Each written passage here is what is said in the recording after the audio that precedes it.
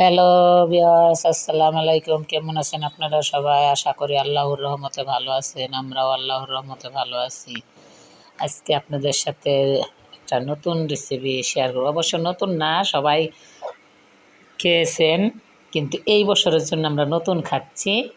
তার জন্য এটা এটা হচ্ছে উস্তা, আর বড় বড় যেগুলো ওগুলো হচ্ছে করল্লা। এখন উস্তা তোমার দাদা বাজার থেকে কিনে আনছে। উস্তাগুলা কি সুন্দর, নতুন উস্তা কাটছি, কি গ্রান বেরিয়েছে, তিতা গ্রান। কিন্তু তিতাটা কিভাবে থাকবে না সেই ব্যবস্থা করতেছে। এই যে কেটে সুন্দর করে লবণ মেখে নিচ্ছি। লবণটা মেখে নিয়ে লবণটা একটু হাত দিয়ে সুন্দর করে ছিটকাইলে সুন্দর করলাটা উস্তাটা হয়ে যাবে, মোলায়েম হয়ে যাবে, আর তিতা পানিটা বের হয়ে যাবে।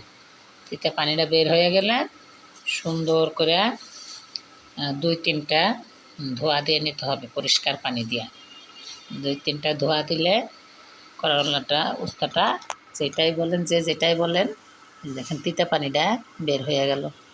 এখন সুন্দর করে ধুচ্ছি পানি দিয়ে, এই যে ধুইতেছি, 2-3টা ধোয়া দেব, পরিষ্কার পানি পারানো পর্যন্ত।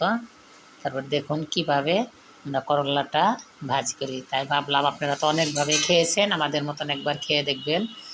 আর আমাদের ভিডিওটা কোথাও যদি একটু ভালো লাগে, কমেন্ট, শেয়ার, সাবস্ক্রাইব করে আমাদের সাথেই থাকবেন, পাশেই থাকবেন। আমাদের জন্য দোয়া করবেন, রাফির জন্য দোয়া করবেন, তুবার জন্য দোয়া করবেন।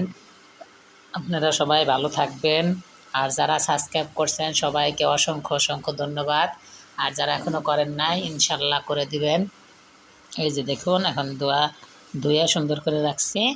এখন তেল দিয়ে দিলাম, বেশি করে পেঁয়াজ, কাঁচামরিচ, তেল, লবণ, একটুখানি হলুদের গুঁড়া, একটুখানি ধনিয়ার গুঁড়া দিয়ে সুন্দর করে একবারে নতুন রাঁধুনি যারা আছেন একবার দেখলেই, আর করলা ছাড়া অন্য মাছ মাংস লাগবে না।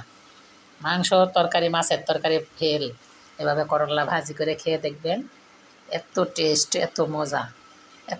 ছোট্ট একটা আলু দিছি কুচি কুচি করে, একবারে ছোট্ট।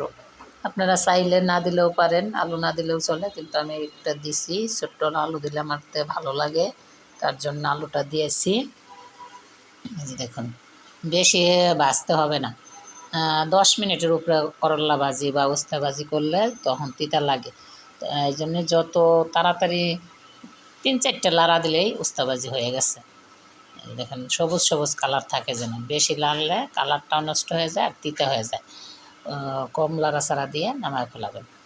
এই যে 10 মিনিটই হয়ে গেছে ভাজি, 3টা কি 4টা লাড়া দিচ্ছি। এই যে দেখুন কি সুন্দর। আপনারা যারা নতুন রাঁধুনি আছেন একবার দেখলেই পারবেন, একটু খেয়াল করে দেখবেন আমরা কীভাবে উস্তা ভাজি করছি। এই যে ভাজিটা শেষ, এখন এই যে সার্ভ করে বাটিতে নিয়ে যাব, নিয়ে সবাই খাবো। আপনারা দেখতে থাকুন, আপনারা বাসায় ট্রাই করবেন এই রেসিপিটা।